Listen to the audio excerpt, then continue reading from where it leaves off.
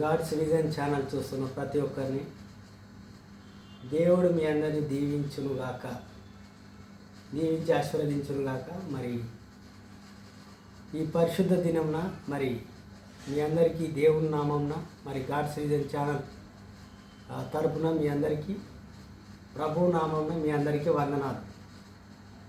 మరి కళ్ళు మూసుకొని ప్రార్థించుకుందాం. స్తోత్రం స్తోత్రం నాయన, పరిశుద్ధుడా, మహోన్నతుడా, సర్వోన్నతమైన దేవ, కృపగల తండ్రి, జ్ఞానంగల దేవ, మహోన్నతమైన దేవ, నీ కృపచేత మమ్మల్ని నడిపించు తండ్రి. ప్రభువ పరిశుద్ధాత్మ దేవ, నీ జ్ఞానం చేత ఇంకా లోతైన విషయాలు, ఇంకా చారిత్రకమైన విషయాలు మేము తెలుసుకునేలాగా మాతో ఈ జ్ఞానాన్ని దయచేయండి ప్రభు. అదేవిధంగా మరి ఆరాధనలో కూడా మాతో తోడుగా ఉండి మమ్మల్ని నడిపించమని నజరేయుడైన యేసు నామములో అడుగుతున్నాం పరమ తండ్రి.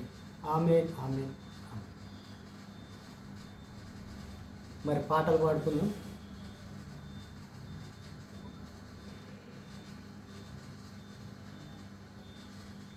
నజరేయుడా నా యేసయ్యా, ఎన్ని యుగాలకైనా ఆరాధ్య దైవము నీవేనని గలమెత్తి నీ కీర్తినే చాటెదా.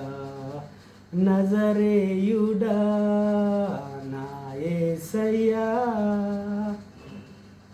ఆకాశ గగనాలను నీ చేతుతో కొలచితివి, ఆకాశ గగనాలను నీ చేతితో కొలచితివి.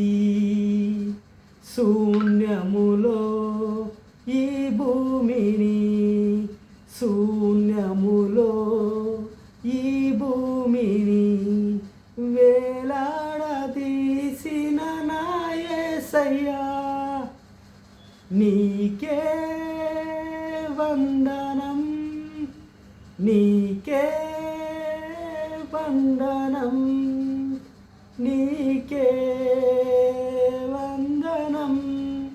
నజరేయుడా నా యేసయ్యా, అగాధ సముద్రాలకు నీ వెల్లులు వెలివేసితివి, అగాధ సముద్రాలకు నీ వెల్లలు వేసితివి.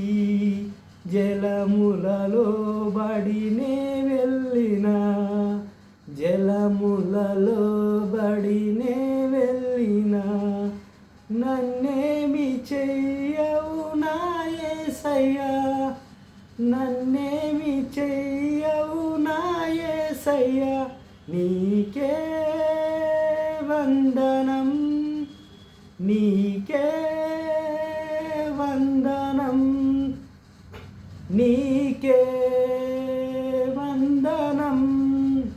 నజరేయుడా నా యేసయ్యా, సియోను శిఖరాగ్రహము నీ సింహాసనమాయనే,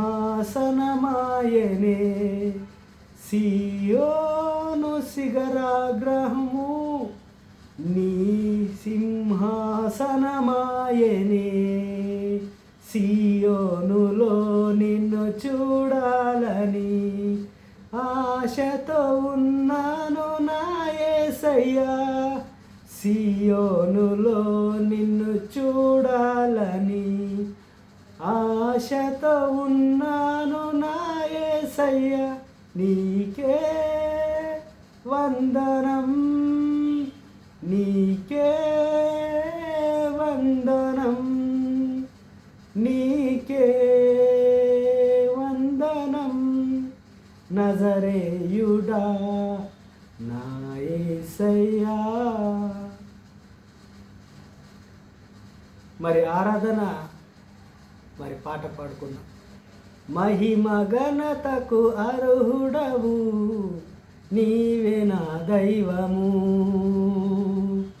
మహిమ ఘనతకు అర్హుడవు నీవే దైవము, సృష్టికర్త ముక్తిదాత, సృష్టికర్త ముక్తిదాత, మస్తుతులకు పాత్రుడా, ఆరాధనా నీకే, ఆరాధనా నీకే, ఆరాధన స్తుతి ఆరాధన, ఆరాధన నీకే, ఆరాధన స్తుతి ఆరాధన, ఆరాధన నీకే.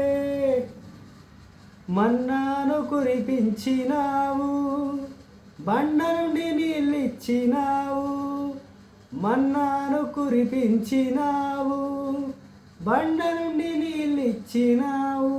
యెహోవా ఈరే చూచుకొనుము, యెహోవా ఈరే చూచుకొనుము, సర్వము సమకూర్చుము, ఆరాధనా నీకే, ఆరాధనా నీకే. వ్యాధులను తొలగించినావు, మృతులను మరి లేపినావు, వ్యాధులను తొలగించినావు, మృతులను మరి లేపినావు.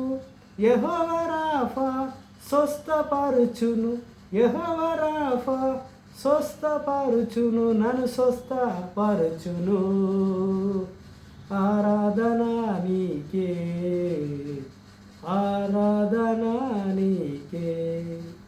ఆమేన్.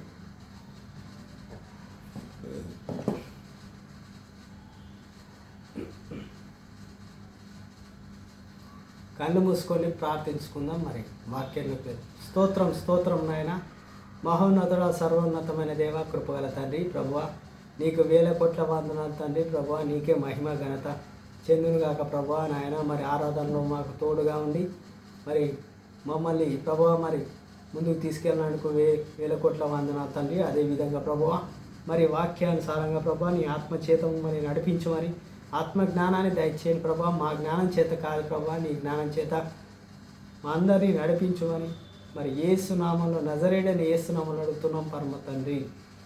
ఆమేన్, ఆమేన్, ఆమేన్.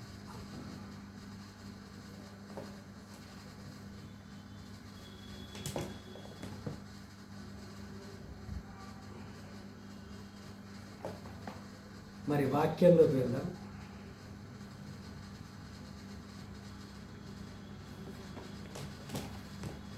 లూకా సువార్త 2వ అధ్యాయం.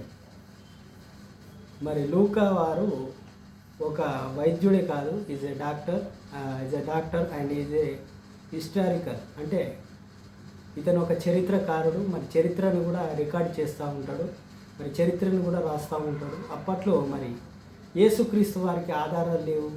మరి యేసుక్రీస్తు వారికి బైబిల్లో ఆధారాలు ఉన్నాయి అంటే లూకా సువార్త 2వ అధ్యాయంలో మరి ఆధారాలు ఉన్నాయి. చూద్దాం ఏం ఆధారాలు ఉన్నాయి. లూకా సువార్త 2వ అధ్యాయం. ఆ దినములలో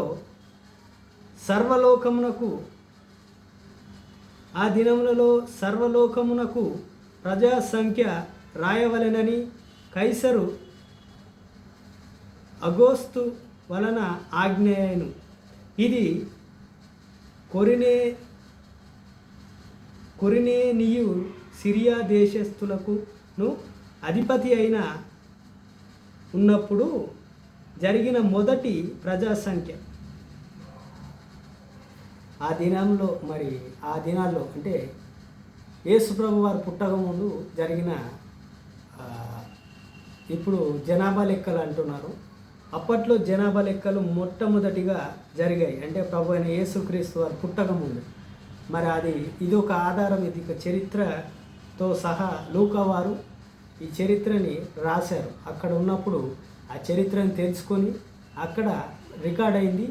లూకా వారు కూడా మరి ఇందులో స్పష్టంగా చరిత్రతో సహా రాశారు. అంటే ప్రజా సంఖ్య అంటే జనాభా లెక్కలు, అంటే ఎంతమంది ఉన్నారు, ఆ దేశంలో ఎంతమంది ఉన్నారు, ఎంత మరి ఇంటింటికి వచ్చి జనాభా లెక్కలు రాస్తారు కదా. అంటే దేశంలో కూడా దేశ సంఖ్య ఎంత ఉంది, మరి ప్రతి ఒక్క ఊరిలో ఎంతమంది ఉన్నారు, మరి సిటీలో ఎంతమంది ఉన్నారో మరి జనాభా లెక్కలు రాసుకున్నందుకు అప్పుడు వచ్చారు. అంటే ప్రజా సంఖ్య.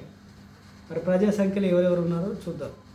అందుకు ఆ సంఖ్యలో రాయబడుటకు తమను తాము పట్టణములకు వెళ్ళిరి. ప్రజా సంఖ్య ఒక సిటీలో జరుగుతుంది, అంటే ఒక పట్టణం జరుగుతుంది కాబట్టి ఒక డిస్టిక్లో జరుగుతుంది. ఇప్పుడు మనకు అప్పట్లో మరి ఆధార్ కార్డు కావాలంటే మనం వెళ్ళి సిటీలో చేసుకునేవాళ్ళం. ఇప్పుడు మీ సేవలు రావడం వల్ల ఇప్పుడు చేసుకుంటున్నాం. కానీ అప్పట్లో ఒక సిటీ అంటే ఒక పట్టణంకి వెళ్ళి అక్కడ మరి ప్రజా సంఖ్య అంటే అక్కడ ఎంతమంది ఉన్నారో మరి రాసేవారు. మరి అక్కడ జనాభా లెక్కలు రాసేవారు, ప్రజా సంఖ్య.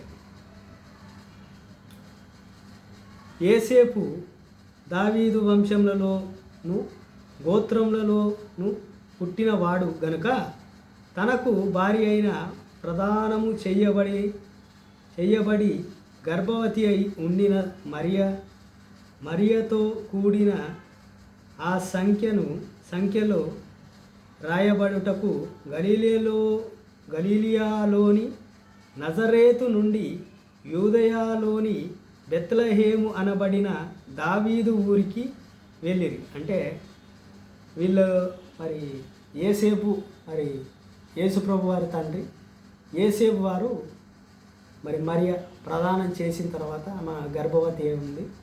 మరి ఆమె అప్పటికి యేసుప్రభు వారు కడుపులో ఉన్నారు, మరి గర్భంతో ఉంది కాబట్టి అప్పటికి యేసుప్రభు వారు పుట్టలేరు. మరి అప్పటికి ఆమె గర్భంతో ఉన్నప్పుడు ఆ సిటీలోకి వెళ్ళాలి, అంటే ఊర్లోకి. ఈ ఊరిలో నుంచి మరి ఎక్కడి నుంచి వెళ్ళారట, ఏ ఊరు నుంచి ఎక్కడికి? గలీలియాలోని నజరేతు నుండి యూదియాలోని బెత్లెహేము అనబడిన దావీదు ఊరికి వెళ్ళింది. అంటే మన ఇంటి పేరుతో సహా కూడా యోసేపుకి రాశారు. మరి ఈయన ఏ వంశస్థుడని ఉంటుంది, అంటే ఇంటి పేరుతో సహా ఉంటుంది. ఫలానా వ్యక్తి కే అనే వ్యక్తి ఉన్నాడు, మరి బి అనే వ్యక్తి ఉన్నాడు, ఈయన ఇంటి పేరు ఇది అని అన్నట్టు దావీదు అనేది తన ఇంటి పేరు కాబట్టి ఆ గోత్రంకి సంబంధించిన వ్యక్తి కాబట్టి ఆ గోత్రంతో సహా వాళ్ళు అందులో మరి రాశారు. యోసేపు గోత్రము దావీదుకు సంబంధించింది కాబట్టి అక్కడ మరి జనాభా లెక్కల్లో మరి దావీదు పేరు రాశారు. మరి దావీదు యోసేపు ఇంటి పేరు దావీదు కాబట్టి దావీదు వంశస్థుడైన యోసేపు తన భార్య అయిన మరియ అని రాశారు. అంటే అప్పట్లో ఇది ఒక ఆధారంగా ఉంది. మరి చరిత్ర పుస్తకాలు కూడా ఉన్నాయి, మరి అవి మనం చూడాలి. ఇప్పుడైతే ఇక్కడ మనకు ఆధారం అయితే దొరికింది. మరి ప్రభువు మరి పుట్టారా లేదా చూద్దాం. వారెక్కడ ఉన్నప్పుడు ఆమె ప్రసవ వేదనములను నిండెను గనుక తన తొలిచూలు కుమారునిని కని పొత్తిగుడ్డలతో చుట్టి సత్రంలో వారికి స్థలము లేనందున ఆయనను పశువుల తొట్టిలో పరుండబెట్టెను. మరి అక్కడ ఏమనుందంటే అక్కడ చోటు లేదు, ఆ స్థలం అంటే సత్రములలో వాళ్ళకు చోటు లేకుండా ఉన్నట్టు అయిపోయింది. ఆమె అప్పటికే ప్రసవ వేదనతో బాధపడుతుంది కాబట్టి ఒక పశువుల కోటలో ఒక పశువుల తొట్టి, అంటే అక్కడ పశువుల దాంట్లోకి వెళ్ళిన తర్వాత తొట్టిలో మరి ఆ బిడ్డని ఆ శిశువుని కన్నది. శిశువు పుట్టిన తర్వాత శిశువుని పరుండబెట్టింది. అంటే ప్రభు అయిన యేసుక్రీస్తు వారు ఎంత దారుణమైన స్థితిలో మరి జన్మించారు. మరి తను రాజుగా పుట్టేవాడు, తను గొప్పవాడై ఉండేవాడు. కానీ దేవుడి మాట, తండ్రి మాట విని భూమి మీదికి వచ్చి మరి పరిశుద్ధురాలైన మరియమ్మ కడుపున పుట్టి తను ఒక దరిద్రుడుగా అంటే దీనుడుగా అందులో పడుకున్నాడు. లేకపోతే తను రాజుగా మరి దేవుని కుమారుడు అంటే ఎలా ఉండాలి, ఎంతో గొప్పగా ఉండాలి, మరి ఎన్నో కోటలలో మరి పడుకొని ఉండాలి. ఇయ్యాలలో ఊతున్నారు, కానీ మన కొరకు మరి తను అక్కడ మరి అందులో పడుకున్నాడు. అంటే ఆ స్థలంలో మరి చోటు లేకుండా కూడా అయిపోయింది. మన కొరకు మరి మరణించాడు, కానీ పుట్టే ముందే తను ఇలాంటి బాధలు హింసలు అనుభవించాడు. మరి అదే విధంగా చూస్తే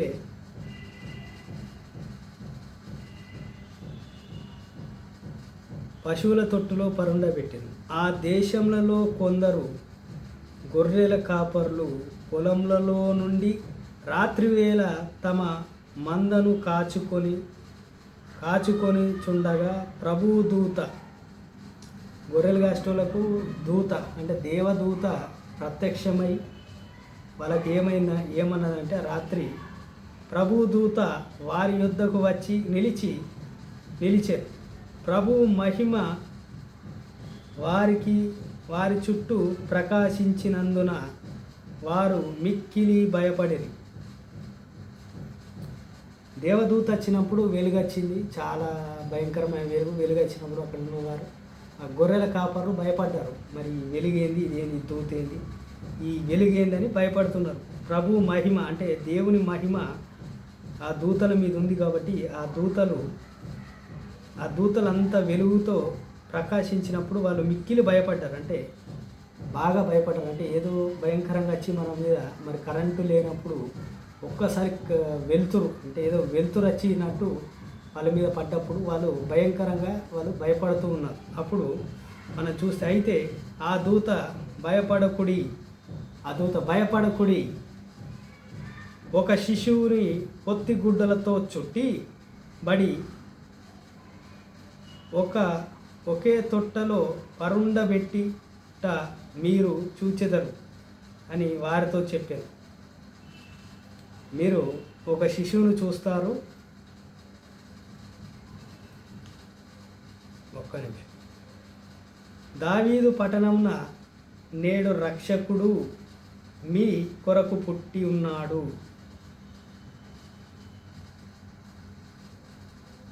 ఇక్కడ ఏం చెప్తుందంటే 11వ వచనం నుంచి చదువుతాం. దావీదు పట్టణమందు నేడు రక్షకుడు మీ కొరకు పుట్టి ఉన్నాడు, ఈయన ప్రభు అయిన యేసుక్రీస్తు. దానికి మీకు ఆయన కావాలి, ఆయన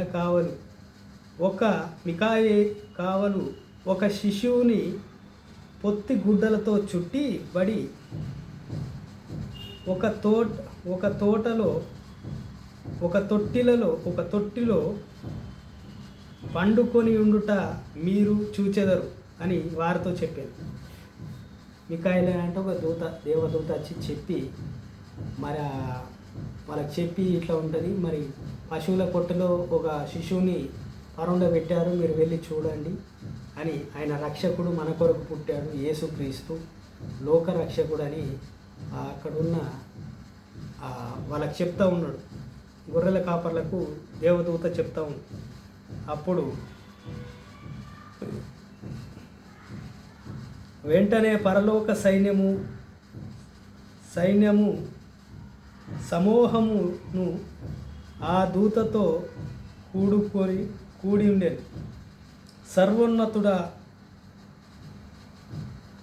సర్వోన్నతమైన స్థలములలో దేవుని మహిమయు ఆయనకిష్టులైన మనుషులకు భూమి మీద సమాధానము కలుగునుగాక అని దేవుని స్తోత్రము చేయుచుండెను.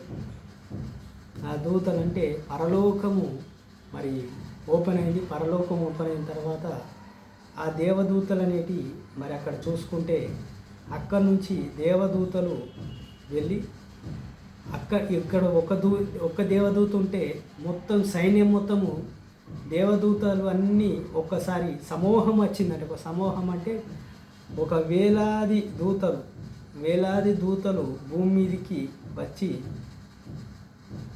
ఆయనని మరి స్తోత్రం చెప్తా ఉన్నాడు. దేవా ప్రభువా అని స్తోత్రములు చెల్లిస్తూ ఉన్నారు. ఆ దూతలు తమ యొద్ద నుండి పరలోకానికి వెళ్ళిపోయిన తర్వాత గొర్రెల కాపలు జరిగిన కార్యములను ప్రభువు మనకు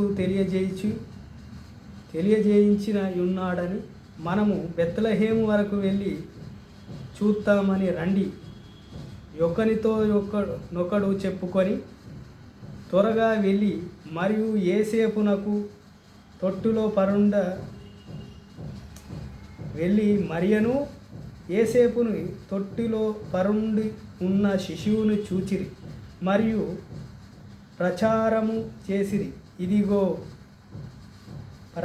చేసి గొర్రెల కాపరులు తమతో చెప్పిన సంగతులను గూర్చి విన్నవారందరూ మిక్కిరి ఆశ్చర్యపడి ఆయనే మరి ఆ మాటలన్నీ తమ హృదయంలో తలపోసుకొనుచు భద్రముగా చేసుకొనెను. అంతటా ఆ గొర్రెల కాపరులు తమతో చెప్పబడినట్టుగా తామే విన్నవాటిని అన్నవాటిని గూర్చి దేవుని మహిమ పరచుచు స్తోత్రము చేయుచు తిరిగి వెళ్ళిరి. ఇక చెప్పేస్తాను, తొందరగా అయిపోతుంది.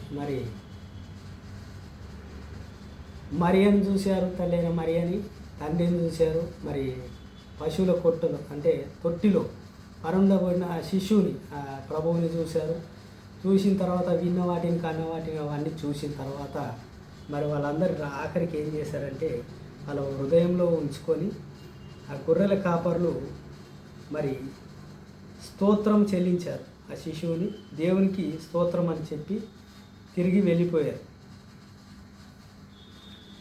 దేవుడు మీ అందరినీ దీవించి ఆశీర్వదించునుగాక. ఆమేన్.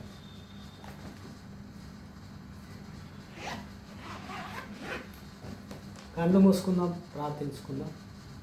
స్తోత్రం స్తోత్రం నాయన, పరిశుద్ధుడా, మహోన్నతుడా, సర్వోన్నతమైన దేవ, కృపగల తండ్రి, జ్ఞానగల దేవ, మహోన్నతమైన దేవ నాయన తండ్రి. మరి నాయన మరి ప్రజా సంఖ్యలో కూడా మీరున్నారు తండ్రి ప్రభువ. మరి నాయన చరిత్రలో కూడా మీరున్నారు తండ్రి నాయన. మరి ఎవరైతే అల్ప విశ్వాసులు ఎవరైతే ఉన్నారో మరి లోకంలో మరి వేరే మరి అన్యులకు తెలియదు తండ్రి, వాళ్ళు ఏది మాట్లాడితే అది మాట్లాడుతున్నారు తండ్రి. మరి బైబుల్ చదివిన వారందరికీ తెలుసు ప్రభు అయిన యేసుక్రీస్తు వారు నిజంగా ఉన్నారు, భూమి మీద పుట్టారు, ఆధారాలతో సహా మీరు చూపించారు తండ్రి. మీకు మహిమ ఘనత చెందునుగాక ప్రభు. అదేవిధంగా ప్రతి ఒక్క బిడ్డని ఆశీర్వదించండి, దీవించండి. ఇంకా మాకు ఇట్టి జ్ఞానాన్ని మాకు దయచేయండి తండ్రి. ఇట్లాంటి జ్ఞానాన్ని దయచేయండి ప్రభు. ప్రతి ఒక్క బిడ్డని ప్రభు మరి చరిత్రను కూడా తెలుసుకునే సహాయాన్ని దయచేయండి తండ్రి. అదేవిధంగా తండ్రి ప్రభువ మరి గొర్రెల కాపరులకు మరి దర్శనం ఇచ్చావు తండ్రి. మరి ప్రతి ఒక్క బిడ్డలకు కూడా దర్శనం ఇచ్చి తండ్రి, దర్శనం ద్వారా మాట్లాడండి తండ్రి ప్రభువ. పరిశుద్ధాత్మ దేవ తండ్రి, మరి యేసు ప్రభువ నీ శక్తి ద్వారా తండ్రి మరి ప్రతి ఒక్క బిడ్డని దర్శించి మాట్లాడండి, సమాధానం అని వాళ్ళ కుటుంబంలో శాంతి సమాధానము మరి కలుగునుగాక.